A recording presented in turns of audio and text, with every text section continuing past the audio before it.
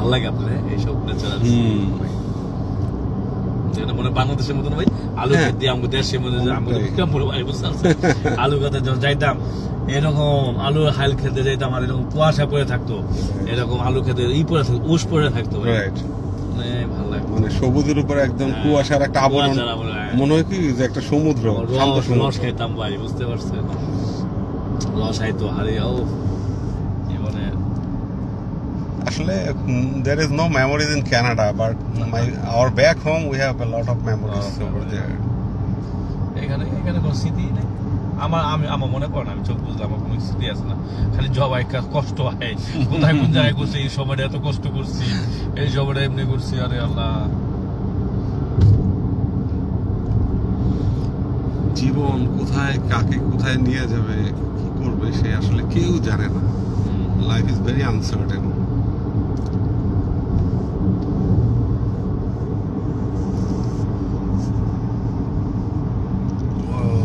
এখন কি ফিল হয় জানেন একটা জিনিস আমি লক্ষ্য করতেছি যে ভাই প্যান্ডামিকের পর থেকে না এখন না মানুষটা হুটহাট পড়ে যায় ভাই আগে যেমন রোগ হইয়া বাই হইতো না হার্ট অ্যাটাক এইটা ওইটা এটা ধুম করে চলে যায় যেমন বুঝলাম না ভাই আসলে মানুষের না ওই স্ট্রেস নেওয়ার ক্ষমতা কমে গেছে তাই না না হ্যাঁ আমি দিতে পারে না এই যেমন দেখেন ইন্ডিয়ার যে লোকটা মারা গেল ওই যে অভিনেতা পানি সে কিন্তু জীবিত ছিল কিন্তু সে হার্ট অ্যাটাক করছে কেন ওই যে রাহুল ও কেমনি আচ্ছা আমি এটা বুঝলাম না ভাই এখন আমি বিস্তারিত ওরা দিতেছে না যেটুকু বুঝলাম যে শুটিং করতে গেছে পানির ভিতর নামছে ওই নায়িকা আর ও নামছে নায়িকা বেঁচে গেল গা ও কেমনে গেল গা এত মানুষ ওই যে ওইখানে ছিল চোরাবালি ছিল চোরাবালি ছিল আচ্ছা আচ্ছা তারপরে মানে চোরাবালিতে এরকম মনে করেন এই যে এখানে একদম মনে হয় সমতল কিন্তু চোরাবালিতে আটকে গেছে হয়তো নায়িকা রেস্কিউ করছে বা নায়িকা বুঝতেও পারে না যে সে আটকে গেছে ওরা তো ক্যামেরার ফ্রেমে দেখতেছে ওরা ওইখানে যেটা হয় যে ক্যামেরার ফ্রেমে হয়তো দেখতেছে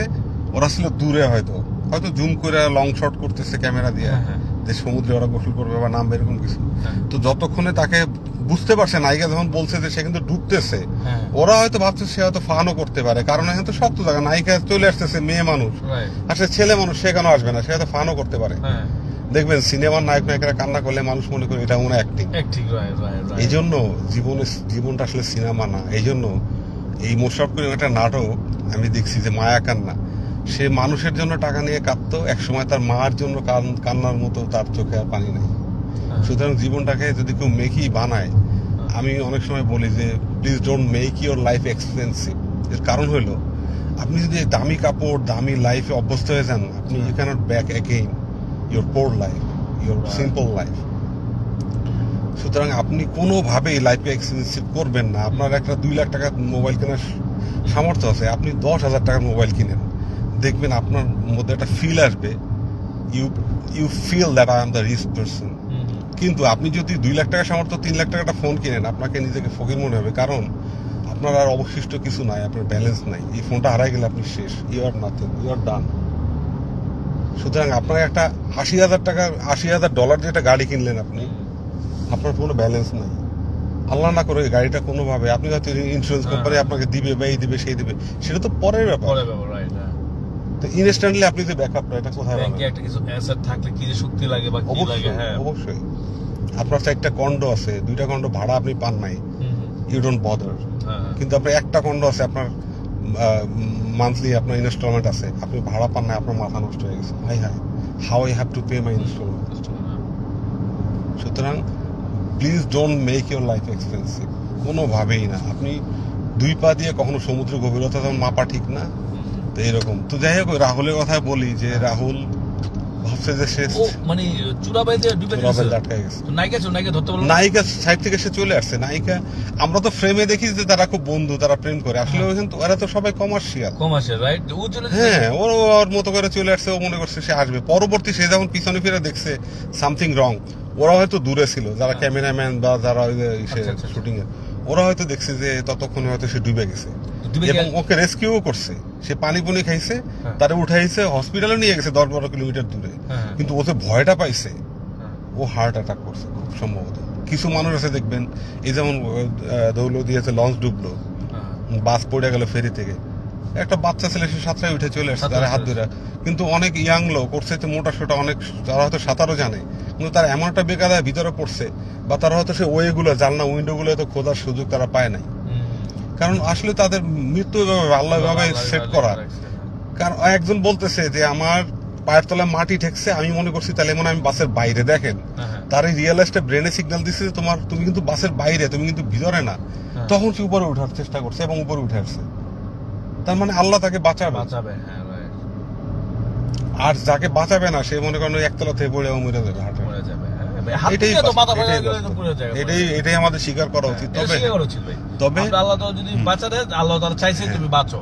এই ভিতরে প্লেনে ভাই দেখেন না ভাই, সব মরে যায়, একজন বাচ্চা রেখে যায়। এই যে আমাদের এক লোক প্লেনে আছে অলরেডি, কানাডা আসতেছে, আল্লাহু আকবার। আমাদের এক রুমমেট বাংলাদেশে গেছিল, আসতেছে প্লেনে। আমি যেদিন আসি বুঝছেন, এই আটলান্টিকের উপরে আমাদের যে ঝড় হয়েছিল, আমি ওই আজকে শেষ।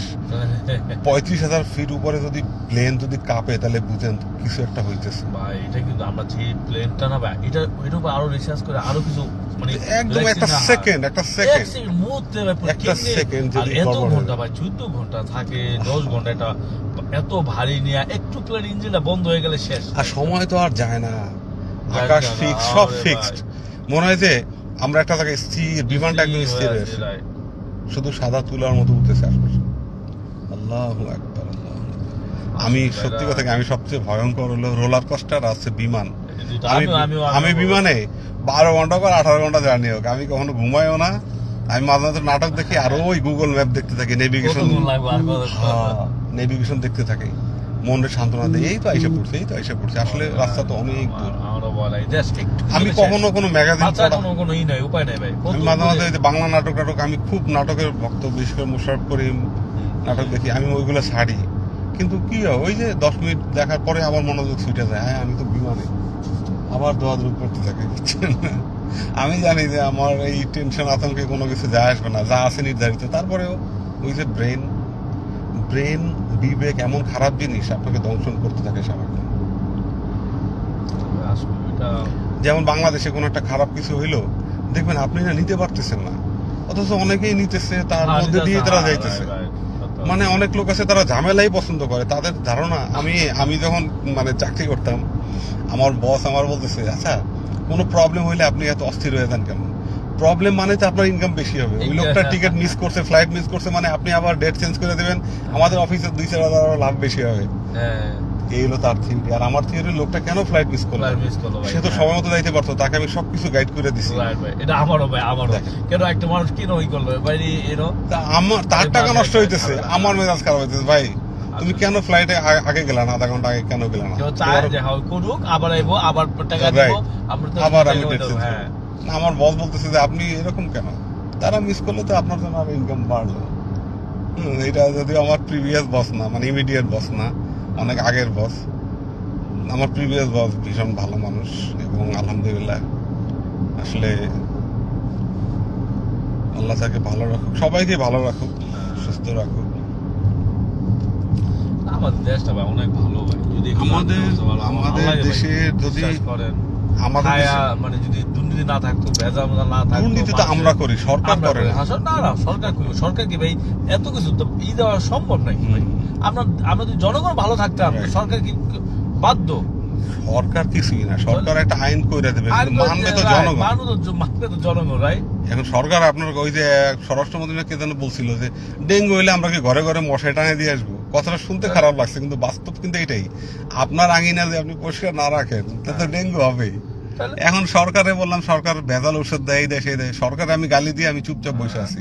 কিন্তু আমার যে করণীয় ছিল সরকারের সাথে সাথে, আমার যে বাড়ির আশপাশে ঝোপ জঙ্গল পরিষ্কার করা আছে, ময়লা ফালাবো না, ময়লাটা প্রপার জায়গায় ফেলবো। আপনি এই দেশে পারলে একটু ঝোপ জঙ্গল তৈরি করে বসে থাকেন তো, তাহলে পুলিশ আপনার বাসা, যে আমাদের যে বাসা, এটা বাসা আমাদের না তো সরকারের। একটা ইটা তুলতে পারবো না, ইটা তুলতে গেলে একটু বেশি পারমিশন দেবো। আর বাংলা জায়গা আপনি 3 কানা যেমনি করতে আছেন, আপনি একটা বাসার একটা বাল্ব চেঞ্জ করতে পারতেছেন না। You have no right to change your bulb, even it's burn out. You have to wait the person who is dedicated. Who has electrician license. Oh my God. License, চিন্তা করা যায়। আর বাংলাদেশে খুইলা মনে করেন যে আপনি নিজে ওয়ারিং করে ছেড়ে দিলেন। ঝুল্লাম মুল্লা গেল মানে কোনো আইন নেই ভাই, আপনি কারে কি দোষ দেবেন? আর আমরা বাংলাদেশ খালি সরকারের দোষী, সরকার এটা করতে পারে না, ওইটা হলে র্যাব হইলো সরকার। আরে ভাই এখন জনগণ তো খারাপ, এটা কে করছে? সরকার তো মানুষের তো অভাব। সরকার কি আপনি ঘরে ঘরে গিয়ে কি এরকম ই করতে পারবো? তুই করছো তো কি করবো? ওইটা বুঝছি, ওটা হলো মনের ই দেওয়ার জন্য আরেকজন। আর আমি বাংলাদেশ একটা ধারণা কি ভাই ফিরোজ ভাই, আমার দোষ আপনার চাপড়ার মুখে কেমনে চাপো, সবাই টানতে থাকে। একটা মেয়ে বিয়ে করতে রাজি হইতেছে না, তো তার বাবা বলতেছে মা তুমি বিয়ে কেন করবো না? কারণ আমি বিয়ে করে কি করবো, আমি তো নিজেই সেলফ ডিপেন্ডেন্ট, আমি বিয়ে করে শুধু আমি অন্যের বাড়ির থালা বাসন মাজতে যাবো কেন? পরে বাবা তারে দেখতেছে কোনোভাবে কনভিন্স করতে পারতেছে না, তো এখন তার বাবা তাকে বলতেছে শোনো তুমি যদি মনে কি কোনো ভুল করবা না ছোটখাটো, বলে কি হ্যাঁ হয়তো মাঝে মাঝে হইতে পারে, তুমি ভুলের দোষটা কার উপর চাপাবে? একটা লোক দরকার না? হ্যাঁ বাবা এই জন্যই তুমি বিয়ে করবা, তোমার কোনো ভুল হইলে তুমি তার উপর চাপাই দেবো। হ্যাঁ তাহলে তো বিয়ে করতেই পারি। পরে সেই মেয়ে বিয়ে রাজি হয়ে গেছে, বাপেরও প্ল্যানটা কাজে লাগছে। তো এই হলো অবস্থা। সবাই বাংলাদেশে আমাদের দেশের একজনের টুপি আরেকজনের পরে আমরা একদম ভালো মানুষ, আমরা কখনো উকিল কখনো বিচারক, কিন্তু যখন আমরা আসামি হয়ে যাই তখন আমরা হিউম্যানিটি খুঁজি। তখনই দেখবেন একদম বোরখা টোরখা লাগায়, পর্দা টর্দা লাগায়, সে এসে স্টেটমেন্ট দেয় যে ওর কারণে আমি আমার প্রবাসী স্বামী টাকা পয়সা নিয়ে চলে আসছি, ওরে ভালোবাসি আর আমার গ্রহণ করতেছে না হ্যান তেন। তোদের মাথায় আল্লাহ কি বুদ্ধি দিছে যে একটা সুন্দর আইনটা হয় না। আর আমাদের স্থানীয় যারা প্রতিনিধি বাংলাদেশের, তারা ম্যাক্সিমাম আমি দেখছি যে ম্যাক্সিমাম, আমি I am sorry to say who are on my life, তোমরা হয়তো ওটা এগ্রি করবা বা ডিসএগ্রি করবা আমি জানি না, ম্যাক্সিমাম দেখছি যে আসলে তাদের বিচার একদমই সঠিক না, তাই না? হ্যাঁ তারা একদম ভুল বিচার করে, তাদের একদমই ভুল বিচার করে। তাদের মধ্যে শরীয়তের জ্ঞানের অভাব আছে, তাদের মধ্যে একটা দলীয় একটা প্রভাব আছে, স্থানীয়ভাবে তারা হয়তো কোনো চেয়ারম্যান বা কোনো মেম্বারের আন্ডারে তারা অনেক একটা স্ট্রং তারা একটা বাহুবলী দেখায়, কিন্তু এটা ঠিক না। আসলে সব দিন শেষে every people have to go your Almighty, the day of judgment you have to pay for this bad things man, you have to pay. সুতরাং আপনাকে বুঝতে হবে আপনি সামান্যতম একটা চিমটি আপনি আমাকে দিছেন, এটার জন্য পাওয়ার জন্য আপনি তৈরি থাকেন। দয়া করে don't harm others people, even your word or your activities, কোনোদিন এটা করবেন না, কাউকে হার্ম করবেন না, কারো কোনো ব্যারিয়ার তৈরি করবেন না। দেখবেন কারো রাস্তা আপনি আটকাই দিবেন, আপনার রাস্তা অটোমেটিক্যালি। সুতরাং এই প্রত্যেকটা মুহূর্ত আমাদের আল্লাহর কাছে জবাবদিহি করা উচিত। হয়তো আমি মুসলিম বাট আমি হয়তো আলেম না, বা আমাকে হয়তো এগুলো বলা আমি হয়তো ওই লেভেলের না, বাট আমার যতটুকু ফিল হয় আমি ততটুকু বলি, কিন্তু প্রত্যেক মানুষের ফিলটা করা উচিত। সেও কিন্তু এরকম করে না, আইন মোটামুটি দেখেন যাদের সিটিজেন আছে যারা সবাই মোটামুটি, কিন্তু এই দেশে কিন্তু এতটাই না। বাংলাদেশ ভাই 2 নম্বর টাকা দিবেন অল্প, আপনি 70 করছেন ওটা একদম উল্টায় ফেলাইবো ভাই। অনেক আইন আমাদের দেশে আইনটা অনেক আসলে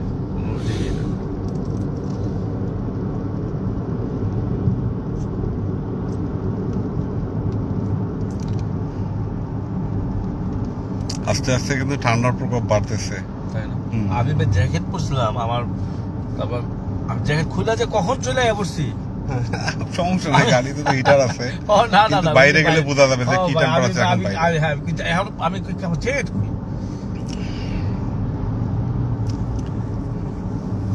এটা পুরো রাখলাম, রাখে আমি জুতাটা পরে আয়।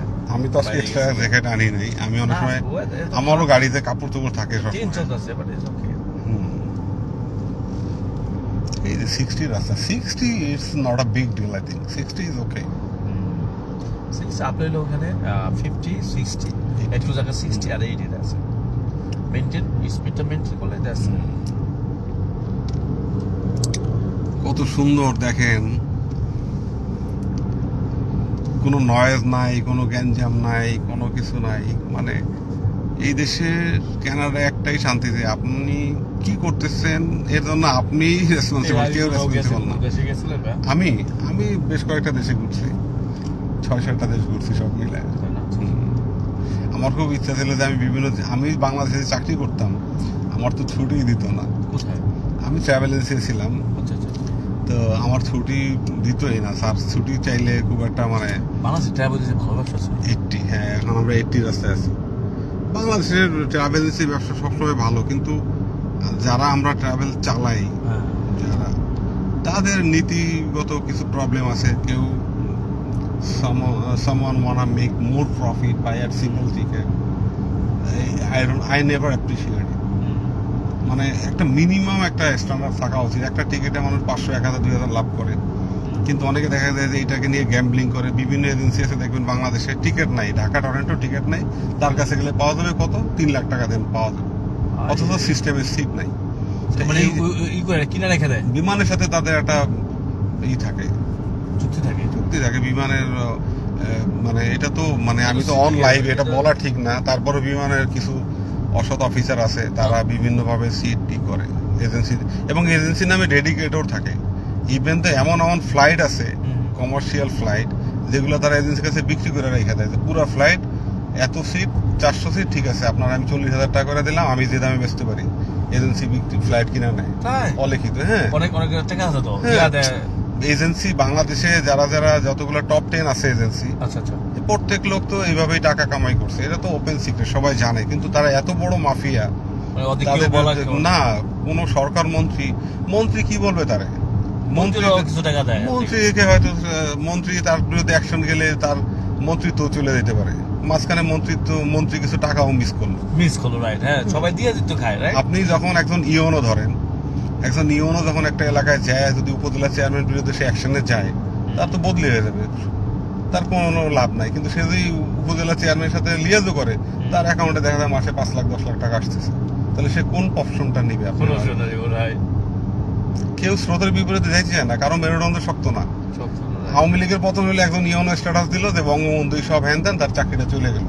এখন আওয়ামী লীগ আবার কবে আসবে, তাকে আবার সসম্মানে বেতন দিয়ে নিয়ে আসবে, এই স্বপ্ন কি আদৌ কোনোদিন সত্যি হবে? যদি হয় ওকে, ইটস ফাইন, যদি না হয় তাহলে তার লাইফটা শেষ হয়ে যাবে। সে একজন বিসিএস ক্যাডার, তার একটা ফ্যামিলি স্ট্যাটাস ছিল, তার একটা সোশ্যাল অ্যাকসেপ্টেন্স ছিল, সেইটা তো সে হারাইলো। সে যে জামাইয়ের ঘর করতো, সে জামাই তারা সে আগের মতো মূল্যায়ন করবে না, কারণ সে তো এখন আর স্বর্ণের ডিম দেয় না। তার বাবা মা মাস গেলে সে যে একটা হ্যান্ডসাম স্যালারি পাইতো, বিভিন্ন এলাকা থেকে মাছ মুরগি এই সেই আসতো ইউনোর বাসায় উপঢৌকন হিসাবে, ঈদে 200, 300, 500 শাড়ি আসতো বিভিন্ন এরিয়া থেকে, সেগুলো তো বন্ধ হয়ে গেছে তার জন্য। এই লোকটা, এই মেয়েটা, we don't need any help.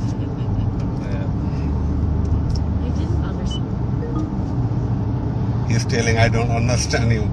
My voice tone is not clear to machine sometime.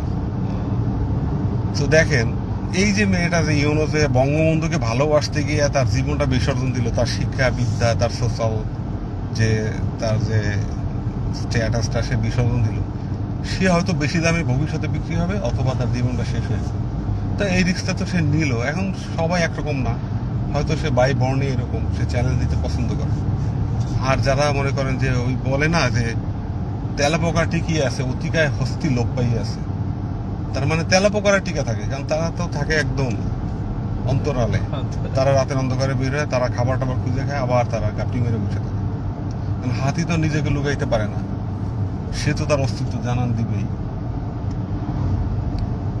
Bangladesh তেমন হয়েছে কি, আপনি তেল বাদ দিয়ে থাকতে হইব, লিয়াজ থাকতে হইব। মানে আপনি কথা হইলো যে ওই যে আপনি করছেন বাংলাদেশে, মানে কি বলবো, তারেক রহমান সাহেব আমাদের বর্তমান মাননীয় প্রধানমন্ত্রী, তিনি অফিসে আগে গিয়ে দেখেন উকি দিয়ে যে সবাই অফিস করতেছে কিনা, কিন্তু বাংলাদেশে তেল নাই, বাংলাদেশে মানুষের চাকরি নাই, বাংলাদেশ আগামী 5 বছর পরে ঢাকা শহরে গ্যাস থাকবে কিনা, এই পপুলেশনগুলোকে আমি কোন দিকে, বাংলাদেশে আমি একটা কথা বলতে পারি, আমি খুবই ছোট মানুষ, আমাদের পৃথিবীতে 2টা প্রফেশন আছে সামনে, one is agriculture, the other one is IT. there is no basement, no foundation, it's any time can be destroyed. কিন্তু এগ্রিকালচারটা আজীবন থাকবে, কারণ আপনি ভাত খাবেন, আপনি কিন্তু ডাটা খাবেন না। সুতরাং আপনি যদি মনে করেন যে you are good enough in computer, then you can go for IT. If you consider yourself you are not good enough in computer, in English, you are not habituated, blah blah, then you can go for agriculture, man. কারণ আপনি হয়তো জানেন না, এই যে আপনি 200, 500, 1000 টাকা দিয়ে মেগাবাইট কিনা ফেসবুকিং করতেছেন, সরকারের পরামর্শ দিতেছেন যে এইভাবে দেশ চালাইলে সুন্দর হবে।